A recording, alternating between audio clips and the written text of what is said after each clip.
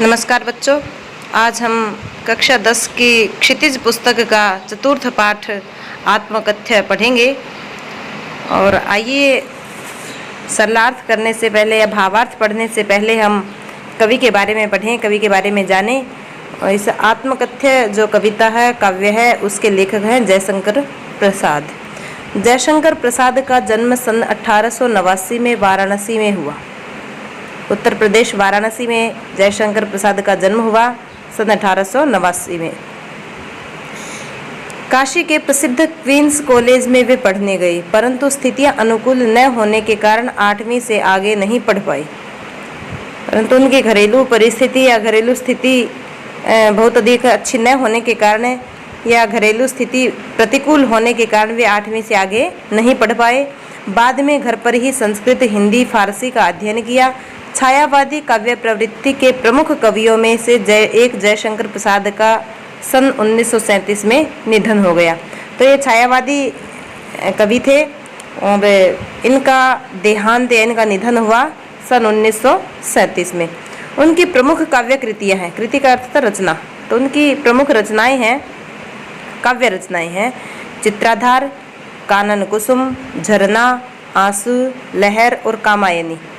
आधुनिक हिंदी की श्रेष्ठतम काव्य कृति मानी जाने वाली कामायनी पर उन्हें मंगला प्रसाद पारितोषिक दिया गया। तो कामायनी जो वो जयशंकर प्रसाद की सर्वश्रेष्ठ रचना है और विश्व प्रसिद्ध रचना है, तो कामायनी पर उन्हें मंगला प्रसाद पारितोषिक भी प्रदान किया गया था या मिला था। वे कवि के साथ साथ सफल गद्यकार भी थे। कविताओं के साथ साथ वो गद्य भी लिखते थे। अजातशत्रु, चंद्रगुप्त, स्कंदगुप्त और ध्रुव स्वामिनी उनके नाटक हैं। तो कंकाल, तितली और इरावती उपन्यास हैं। आकाशदीप, आंधी और इंद्रजाल उनके कहानी संग्रह हैं। तो इन्होंने नाटक भी लिखे, उपन्यास भी लिखे, कहानी भी लिखी और कविताएं भी लिखी। प्रसाद का साहित्य जीवन की कोमलता, माधुर्य, शक्ति और ओज का साहित्य माना जाता है। छायावादी कविता की अतिशय काल्पनिकता, सौंदर्य का सूक्ष्म चित्रण, प्रकृति प्रेम, देश प्रेम और शैली की लाक्षणिकता उनकी कविता की प्रमुख विशेषताएं हैं। अर्थात उनका जो साहित्य है वो जीवन की कोमलता को प्रस्तुत करता है, मधुरता को प्रस्तुत करता है और शक्ति और ओज का साहित्य माना जाता है। शक्ति और ओज पाठकों में स्वतः भर जाता है जयशंकर प्रसाद की रचनाओं को पढ़ने से।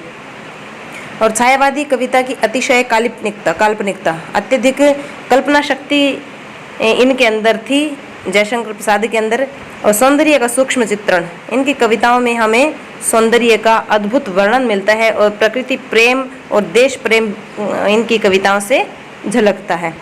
इतिहास और दर्शन में उनकी गहरी रुचि थी जो उनके साहित्य में स्पष्ट दिखाई देती है। तो उनके साहित्य से पता चलता है कि वो इतिहास प्रेमी भी थे और दर्शन प्रेमी भी थे। प्रेमचंद के संपादन में हंस पत्रिका का एक आत्मकथा विशेषांक निकलना तय हुआ था कि एक हंस पत्रिका जो थी उसमें आत्मकथा लिखनी थी, किसी को अपनी आत्मकथा भेजनी थी, तो आत्मकथा विशेषांक निकलना तय हुआ था। केवल आत्मकथा का विशेष अंक छपना था। प्रसाद जी के मित्रों ने आग्रह किया कि वे भी आत्मकथा लिखें। तो प्रसाद जी से उनके मित्रों ने कहा कि आप भी अपनी आत्मकथा हंस पत्रिका में प्रकाशित कराएं। प्रसाद जी इससे सहमत न थे, परंतु जयशंकर प्रसाद को ये बात अच्छी नहीं लगी। इसी असहमति के तर्क से पैदा हुई कविता है आत्मकथ्य। और जब उनके मित्रों ने कहा कि आप भी अपनी आत्मकथा लिखें, और जयशंकर प्रसाद इससे असहमत थे इस बात से, और इसी तर्क के कारण, इसी विचार के कारण उनके दिमाग में आत्मकथ्य कविता प्रस्फुटित हुई। यह कविता पहली बार 1932 में हंस के आत्मकथा विशेषांक में प्रकाशित हुई। और जयशंकर प्रसाद की आत्मकथा की जगह 1932 में यही आत्मकथा जो उन्होंने कविता लिखी थी आत्मकथ्य, वो हंस में प्रकाशित हुई, हंस पत्रिका में प्रकाशित हुई थी। छायावादी शैली में लिखी गई इस कविता में जयशंकर प्रसाद ने जीवन के यथार्थ एवं अभाव पक्ष की मार्मिक अभिव्यक्ति की है। तो जीवन की यथार्थ अर्थात सच्चाई, जीवन की जो वास्तविकता थी या जीवन की जो सच्चाई है वो, और अभाव, जो मूलभूत आवश्यकताओं की पूर्ति वो नहीं कर पाते थे, उन सब के बारे में एक मार्मिक अभिव्यक्ति इन्होंने की है। छायावादी सूक्ष्मता के अनुरूप ही अपने मनोभावों को अभिव्यक्त करने के लिए जयशंकर प्रसाद ने ललित, सुंदर एवं नवीन शब्दों और बिंबों का प्रयोग किया है। तो नए नए शब्दों का, सुंदर शब्दों का इन्होंने अपनी कविताओं में प्रयोग किया है। इन्हीं शब्दों एवं बिंबों के सहारे उन्होंने बताया है कि उनके जीवन की कथा एक सामान्य व्यक्ति के जीवन की कथा है, अर्थात एक सामान्य व्यक्ति का जीवन ही जयशंकर प्रसाद ने जिया है। इसमें ऐसा कुछ भी नहीं है जिसे महान और रोचक मानकर लोग वाह वाह करेंगे। जब उन्हें आत्मकथा लिखने के लिए मित्रों के द्वारा कहा गया तब उन्होंने असहमति जताई थी, क्योंकि उन्होंने कहा कि मैं भी एक सामान्य व्यक्ति हूँ, अर्थात मेरा जीवन भी वैसा है जैसे एक सामान्य व्यक्ति का जीवन होता है, और मेरे जीवन का जो वृत्त है, मेरे जीवन का जो इतिहास है वो ऐसा नहीं है जिसे लोग पढ़कर मेरा अनुसरण करना चाहें या मेरी वाह वाह करें। कुल मिलाकर इस कविता में एक तरफ कवि द्वारा यथार्थ की स्वीकृति है, वो अपनी सच्चाई को मानते हैं कि मेरे जीवन के अंदर ऐसा कुछ भी नहीं है जो दूसरों को प्रेरणा देने वाला हो, तो दूसरी तरफ एक महान कवि की विनम्रता भी, और इससे उनकी विनम्रता भी झलकती है क्योंकि उन्होंने आत्म प्रशंसा करना उचित नहीं समझा, अपनी प्रशंसा करना, अपनी बड़ाई करना अनुचित समझा, और इसी विचार के कारण उन्होंने, जयशंकर प्रसाद ने ये कविता लिखी आत्मकथ्य। तो आइए पढ़ते हैं कविता आत्मकथ्य। मधुप गुनगुना कर कह जाता कौन कहानी, यह अपनी मुरझाकर गिर रही पत्तियां देखो कितनी आज घनी। मधुप, मधुप का अर्थ होता है भंवरा, और यहाँ मधुप का अर्थ है मन रूपी भंवरा, मन रूपी भंवरा या भंवरा। मन रूपी भंवरा जो है वो गुनगुना कर, क्योंकि भंवरा गुनगुनाता है, गुंजार करता है, तो मन रूपी जो भंवरा है, मधुप है, वो गुंजार करके कह जाता कौन कहानी, यह अपनी कौन सी कहानी कह रहा है, कि मन रूपी भंवरा जो है वो गुनगुना कर अपनी कौन सी कहानी कह रहा है। मुरझाकर गिर रही पत्तियां देखो कितनी आज घनी, और मन रूपी भंवरा जो वो तो गुनगुना रहा है और ये नहीं पता कि वो अपनी कौन सी कहानी कह रहा है। और मुरझाकर गिर रही पत्तियां जो है पेड़ों पर लगी हुई जो पुरानी पत्तियां हैं जिनकी जीवन लीला समाप्त हो गई है, ऐसी सूखी हुई पत्तियां मुरझाकर गिर रही है, देखो कितनी आज घनी, घनी अर्थात असंख्य या अधिक मात्रा में, तो कितनी सारी पत्तियां, कितनी अधिक मात्रा में पत्तियां आज पेड़ों से मुरझाकर गिर रही हैं, अर्थात उनकी जीवन लीला समाप्त हो गई है, उनका जीवन खत्म हो गया है। इस गंभीर अनंत नीलिमा में असंख्य जीवन इतिहास यह लोग करते ही रहते हैं अपना व्यंग्य मलिन उपहास।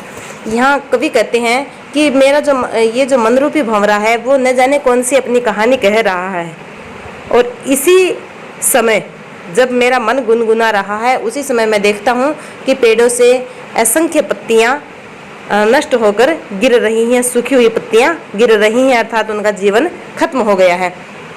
इस गंभीर अनंत नीलिमा में असंख्य जीवन इतिहास, और ये जो गंभीर, गंभीर का अर्थ था गहन, गहरा, ये जो गहन अनंत नीलिमा, अनंत नीलिमा, अनंत का अर्थ होता है जिसका कोई अंत ना हो, असीम, और नीलिमा का अर्थ है नीला आसमान, तो असीम नीलिमा लिया हुआ है नीले रंग का आसमान, नीले रंग का या नीले रंग के आसमान में, तो इस असीम नीले रंग वाले आसमान में असंख्य जीवन इतिहास गहरे पड़े हैं, गहरे जीवन इतिहास भरे पड़े हैं, अर्थात इस नीले आसमान के नीचे रहने वाले लोगों का अपना अपना इतिहास है। तो इस अनंत आकाश के नीचे असंख्य जीवन इतिहास, असंख्य लोगों का जीवन वृत्त पड़ा है। यह लोग करते ही रहते हैं अपना व्यंग्य मलिन उपहास, और इस पर भी, जिनका जीवन इतिहास तो भरा पड़ा है इस संसार में लोगों का, तो इस पर भी करते ही रहते हैं अपना व्यंग्य मलिन उपहास। और वो लोग जो अपना अर्थात खुद का व्यंग्य मलिन उपहास, उपहास का अर्थ होता मजाक, अपना मजाक बनाते रहते हैं। कैसा मजाक? व्यंग्य मलिन, व्यंग्य रूपी, व्यंग्य के साथ निंदा वाला, तो निंदा वाला उपहास या मजाक बनाते रहते हैं। कैसे? अपनी आत्मकथा लिखकर। कवि कहते हैं कि लोग इस संसार में अपनी आत्मकथा लिखकर मानो अपना व्यंग्य उपहास करा रहे हैं, अपना मजाक बना रहे हैं। क्योंकि यहाँ कवि कहता है कि मेरे पास ऐसा इतिहास नहीं है या मेरे जीवन में ऐसी कोई खासियत नहीं है, ऐसी कोई विशेषता नहीं है कि जिससे लोग मुझसे, जिसके कारण लोग मेरी तरफ आकृष्ट हों, मेरी बातों से प्रेरित हों। अतः इसीलिए कवि यहाँ कहता है कि इस संसार में असंख्य जीवन इतिहास भरे पड़े हैं, यानी कि असंख्य लोगों का अपना अपना इतिहास है। कुछ रुचिकर भी है, कुछ किसी का अरुचिकर भी है, किसी का प्रशंसनीय है तो किसी का निंदनीय है। तो जीवन इतिहास भरे पड़े हैं और फिर भी उस अपना जीवन इतिहास लिखकर अर्थात अपनी आत्मकथा लिखकर लोग अपना व्यंग्य मलिनोपहास करवा रहे हैं, अपना मजाक बनवा रहे हैं। और आगे कहते हैं कवि, तब भी कहते हो कह डालूं दुर्बलता अपनी बीती। और इसके बाद कवि कहते हैं कि अपने मित्रों से कि इतना कुछ होने के बाद अर्थात जो जीवन इतिहास लिखकर लोग अपना मलिन उपहास करवा रहे हैं, मजाक बनवा रहे हैं, उसके बाद भी तुम कहते हो कि कह डालूं दुर्बलता अपनी बीती, कि मैं भी अपनी दुर्बलता, अपनी कमजोरी को कह डालूं, अपनी कमजोरी को लिख डालूं। बीती अर्थात बीती हुई। अपने मित्रों से कवि कहता है, प्रश्न करता है कि इस संसार में मलिन इतिहास भरे पड़े हैं या मलिन आत्मकथाएं भरी पड़ी हैं, जिनके कारण वो उपहास के पात्र भी बनते हैं, मजाक के पात्र बनते हैं या लोग उनका मजाक बनाते हैं। और इतना कुछ होने के बाद भी तुम मुझे कहते हो कि मैं अपनी कमजोरी लिख डालूं, अर्थात अपनी कमजोरी को मैं खुद एक प्रशंसा के रूप में लिख दूं। अर्थात कवि कहते हैं, अपने मित्रों से कहते हैं कि इतना कुछ होने के बाद भी अर्थात जो लोग आत्मकथा लिखते हैं वो उपहास का पात्र बनते हैं, मजाक का पात्र बनते हैं, और फिर भी तुम कहते हो कि मैं अपनी बीती हुई आत्मकथा लिख डालूं या अब तक मेरे जीवन में जो घटनाएं घटी हैं वो मैं लेखनीबद्ध कर दूं। तुम सुनकर सुख पाओगे, देखोगे यह गागर रीति। और आगे कवि कहते हैं कि तुम सुनकर सुख पाओगे, क्या तुम मेरी उस दुर्बलता को, उस कमजोरी को सुनकर सुख पाओगे? क्या मैं जो आत्मकथा लिखूंगा उस आत्मकथा को तुम पढ़ोगे तो पढ़कर क्या तुम सुखी होगे, खुश होगे? देखोगे यह गागर रीति, और मेरे अंदर जो गुब्बार भरा पड़ा है, मेरे अंदर जो मेरी बीती हुई बुरी बातें भरी पड़ी हैं, उनको अगर मैं लेखनी से लिख दूं, अपनी कलम से मैं कागज पर उतार दूं, तो क्या तुम उसको पढ़कर सुख पाओगे? देखोगे यह गागर रीति, और मेरे अंदर जो दर्द है वो उसको मैं सब लेखनी के माध्यम से बाहर निकाल दूं और मैं खाली हो जाऊं। गागर का अर्थ था घड़ा और रीति का अर्थ खाली घड़ा। अर्थात क्या मैं जब अपनी आत्मकथा लिखूंगा तो क्या तुम उस आत्मकथा को सुनकर और या पढ़कर सुखी होगे, खुश होगे? और यह गागर रीति, ये मेरा अंदर का जो दर्द है वो मैं बाहर निकाल दूंगा, तो मेरी गागर रीति, मेरे मन रूपी खाली घड़े को क्या तुम देख पाओगे? किंतु कहीं ऐसा न हो कि तुम हुई ही खाली करने वाले, अपने को समझो मेरा रस ले अपनी भरने वाले। तो कवि कहता है कि मेरे अंदर का दर्द मैं बाहर निकाल दूं, तो कहीं ऐसा न हो कि तुम ही खाली करने वाले, अपने को समझो। कि मेरा खाली करने का मतलब मेरे सुख को छीनने वाले, मेरे सुख को छीनने वाले। यहाँ कवि कहते हैं कि अगर मैं कविता, मेरी कथा, अगर मैं मेरी आत्मकथा लिख भी दूं तो कहीं ऐसा न हो कि तुम ही खाली करने वाले, अपने को समझो, कि मेरे सुख को छीनने वाले तुम अपने आप को न समझो, कि कहीं तुम्हें ऐसा न लगे कि इसके दुख का कारण हम ही हैं। मेरा रस ले अपनी भरने वाले, मेरा रस का अर्थ है यहाँ पे सुख, और कहीं तुम्हें ऐसा न लगे कि मेरे सुख को छीनकर तुम अपनी गागर या अपना घड़ा भरने वाले हो, अर्थात मेरे सुखों को तुमने ही छीना है, कहीं तुम ऐसा न समझो। अगर मैं आत्मकथा लिख भी दूं तो कहीं ऐसा न हो कि तुम ये समझो कि मेरे सुख को तुमने छीना है और मेरे सुख को छीनकर मेरा घड़ा खाली करके, मेरे सुख का घड़ा खाली करके तुमने अपना सुख का घड़ा भर लिया है, ऐसा न समझो। यह विडंबना, अरे सरलते तेरी हंसी उड़ाऊं मैं। और यह विडंबना है, यह मुझे अफसोस है कि अरे सरलते, सरलते का अर्थ है हे सरलता, मन की सरलता, हे मेरे मन की सरलता, अरे मेरे मन की सरलता, तेरी हंसी उड़ाऊं मैं। मैं तेरी कैसे हंसी उड़ा सकता हूँ। अर्थात मैं अपनी आत्मकथा लिखूंगा तो मेरे मन की जो सरलता है, मेरा मानसिक जो स्वभाव है, वो जग जाहिर हो जाएगा या लोग उसको समझ लेंगे और उससे मेरा ही मजाक बनाएंगे। तो अपने मन से कहता है कि अरे सरलते, ए मेरे मन की सरलता, क्या मैं तेरी हंसी उड़ाऊं, भूलें अपनी या प्रवंचना औरों को दिखलाऊं मैं। और आगे कवि कहता है कि मैंने जो भूलें की हैं, जो गलती की हैं, वो या प्रवंचना होता है ठगी, छल कपट। तो मेरे साथ जो छल कपट किया गया है, मैंने जो भूलें की हैं या जो ठगी की है मेरे साथ, वो औरों को दिखलाऊं मैं, क्या मैं वो औरों के सामने प्रकट करूं। कवि कहता है कि मैं खुद अपनी भूलें, अपनी गलतियां क्या दूसरों को दिखलाऊं, जिससे लोग मेरा मजाक बनाएंगे, तो ऐसा काम मैं नहीं कर सकता। उज्ज्वल गाथा कैसे गाऊं मधुर चांदनी रातों की। आगे कवि कहते हैं कि मैं अपनी भूलें, अपनी गलती तो दूसरों को नहीं बता सकता, जो मैंने गलत काम किए हैं, जो मैंने गलती की हैं, वो दूसरों को मैं नहीं दिखला सकता, क्योंकि इससे मेरा ही मजाक बनेगा, मेरी हंसी उड़ेगी। आगे कवि कहता है उज्ज्वल गाथा कैसे गाऊं, कि जो उज्ज्वल गाथाएं हैं, कहानियां हैं, वो कैसे गाऊं, किसकी, मधुर चांदनी रातों की। यहाँ कवि अपनी पत्नी के साथ बिताई हुई रातों के बारे में, बिताई हुई चांदनी रातों का वर्णन करते हुए कहते हैं कि उस समय की, या मधुर चांदनी रातों की उज्ज्वल गाथा मैं कैसे गाऊं, अर्थात मेरी पत्नी के साथ बिताए हुए समय को मैं आपके सामने कैसे बताऊं या कैसे प्रकट करूं। अरे खिलखिलाकर हंसते होने वाली उन बातों की, और मैं कैसे बता सकता हूं। मधुर चांदनी रातों में जो मैंने अपनी पत्नी के साथ जो समय बिताया, उस उज्ज्वल गाथा को मैं तुम्हें कैसे बता सकता हूं।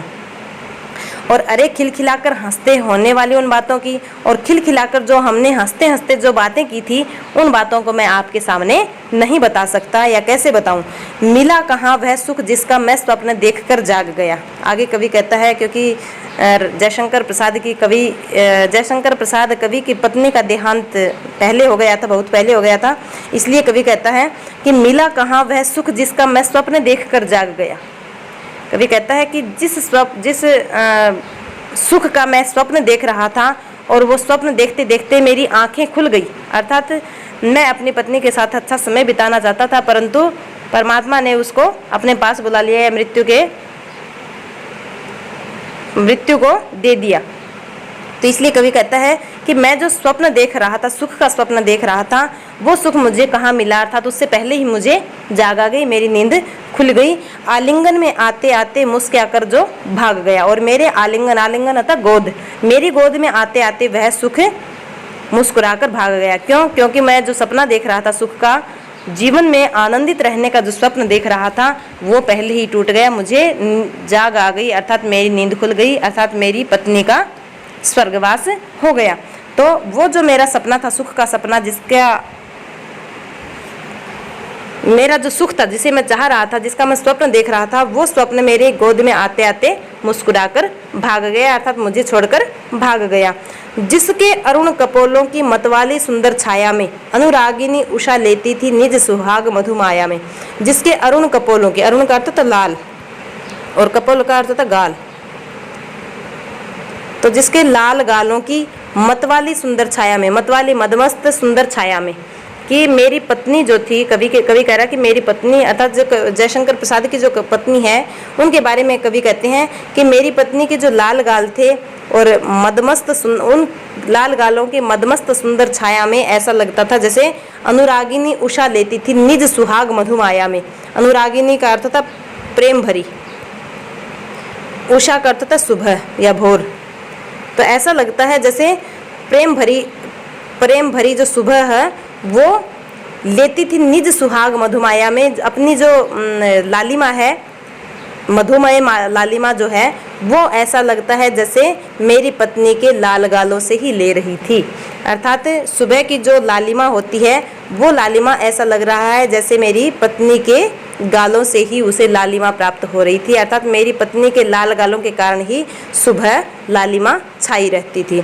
उसकी स्मृति पाथेय बनी है थके पथिक की पंथा की। और आगे कवि कहते हैं कि मेरी पत्नी जो है, उसकी स्मृति, उसकी याद, अब मेरे पास उसकी मात्र याद रह गई है, तो उसकी याद ही मेरे लिए पाथेय बनी है। पाथेय का अर्थ होता है दवा या रास्ते का भोजन, रास्ते का भोजन, सहारा। तो कवि कहते हैं कि उसकी स्मृति पाथेय बनी है। मेरे लिए मेरी पत्नी की स्मृति या मेरी पत्नी की याद ही मेरे लिए पथ का भोजन है। थके पथिक की पंथा की, और थके एक पथिक होता है राहगीर, थके पथिक या राहगीर की पंथा का अर्थ होता है रास्ता या राह। तो थके राहगीर के राह का मानो पाथेय बनी है, उसकी याद ही मेरा रास्ता काटने का, मेरा जीवन रूपी मार्ग पर चलने का एकमात्र सहारा है। सीवन को उधेड़ कर देखोगे क्यों मेरी कंथा की। आगे कवि कहते हैं कि मैं अपनी पत्नी की याद के सहारे अपना जीवन व्यतीत कर रहा हूँ, तो तुम सीवन को उधेड़ कर मेरी उस सीवन सिले हुई कंथा का अर्थ था गुदड़ी, फटा पुराना वस्त्र, तो मेरी जो कंथा है, मेरी जो गुदड़ी है, तो उसकी सीवन को उधेड़ कर देखोगे क्यों तुम। अर्थात मेरी जो गुदड़ी है, जो मेरे जो दुखों की गुदड़ी है, अर्थात दुखों की गुदड़ी में जिसमें मैंने अपने सारे दुख दर्द भर रखे हैं और अपनी पत्नी की यादें भर रखी हैं, तो तुम मेरी उस गुदड़ी की सीवन को, गुदड़ी की सिलाई को उधेड़ कर क्या मेरे उन दुखों को देखोगे। क्या तुम मेरी पत्नी के साथ बिताए हुए लम्हों को देखोगे। छोटे से जीवन को कैसे बड़ी कथाएं आज कहूँ, छोटे से जीवन की। और कवि कहते हैं कि मेरा जो जीवन है वो दुखों से भरा है, छोटा सा जीवन है और वो भी दुखों से भरा हुआ है। तो कवि कहते हैं कि मेरे छोटे से जीवन की कैसे बड़ी कथाएं आज कहूँ, कि मेरे साथ जो बड़े बड़े दुख दर्द मेरे सामने आए हैं, मेरे साथ जो दर्द चल रहे हैं, उन सब की कथाएं मैं कैसे कहूँ। क्या यह अच्छा नहीं कि औरों की सुनता मैं मौन रहूँ। और आगे कवि कहता है कि मेरे जीवन में तो खुद दुख दर्द भरे पड़े हैं, तो इससे क्या यह बात अच्छी नहीं कि मैं औरों की सुनता मैं मौन रहूं, कि औरों की कहानी या औरों की आत्मकथाएं सुनकर या पढ़कर ही मैं मौन रहूं, चुप रहूं। अर्थात जिन लोगों ने अपनी आत्मकथाएं लिखी हैं, उन लोगों की आत्मकथाओं को पढ़ते हुए मैंने जग को हंसते हुए देखा है। इसलिए कवि कहता है कि मैं अपनी आत्मकथा नहीं लिखना चाहता, और अपने मित्रों से कहता है कि मेरा जो छोटा सा जीवन है उसकी बड़ी बड़ी दुख दर्द की कहानियां हैं, और इसलिए अच्छा होगा कि मैं औरों की आत्मकथाएं पढ़कर ही मौन रहूं, अर्थात अपना मजाक न बनाऊं। सुनकर क्या तुम भला करोगे मेरी भोली आत्मकथा। और आगे कवि अपने मित्रों से कहते हैं कि तुम मेरी भोली भाली, मेरी जो सरल सीधी जो आत्मकथा है उसको सुनकर क्या करोगे। अभी समय भी नहीं, थकी सोई है मेरी मौन व्यथा। और आगे कवि कहते हैं कि मेरी आत्मकथा को सुनकर तुम करोगे क्या, क्योंकि वो किसी के द्वारा अनुकरण के योग्य नहीं है। अर्थात मेरा जीवन ऐसा नहीं है जो किसी को प्रेरणा दे सके। यहाँ कवि की विनम्रता झलक रही है कि इतने महान कवि अपने बारे में अपनी प्रशंसा करने से पीछे हट रहे हैं, अपनी प्रशंसा करना नहीं चाहते, अपनी प्रशंसा आत्म प्रशंसा में वो विश्वास नहीं रखते। तो कवि कहते हैं कि मेरी भोली आत्मकथा को सुनकर तुम क्या करोगे। और वैसे भी अभी समय भी नहीं, अभी मेरे पास समय नहीं है। क्यों, किसके लिए समय नहीं है। थकी सोई है मेरी मौन व्यथा, मेरा जो मौन पड़ा, जो चुप पड़ा व्यथा दुख दर्द है, व्यथा का अर्थ था पीड़ा, मेरी जो सोई हुई पीड़ा है उसे अब सोने दो, क्योंकि अगर मैं अपनी आत्मकथा लिखूंगा तो उन पीड़ाओं को भी लेखनीबद्ध करूंगा, और इससे मेरा जो दुख दर्द है वो ताज़ा हो जाएगा, और मैं उस व्यथा में, उस पीड़ा में अब जीना नहीं चाहता। और इसी के साथ हमारा आत्मकथ्य पाठ पूर्ण हुआ। मेरा आपसे अनुरोध है कि इस वीडियो को आप दोबारा देखकर सुनकर अपने स्मृति पटल पर अंकित करें, अर्थात अच्छे से इसे याद करें, समझें। और नीचे इसमें शब्दार्थ भी दे रखे हैं जिनको देखकर या पढ़कर आप अपनी शंकाओं का निवारण करेंगे। और इसी के साथ आप सभी का धन्यवाद।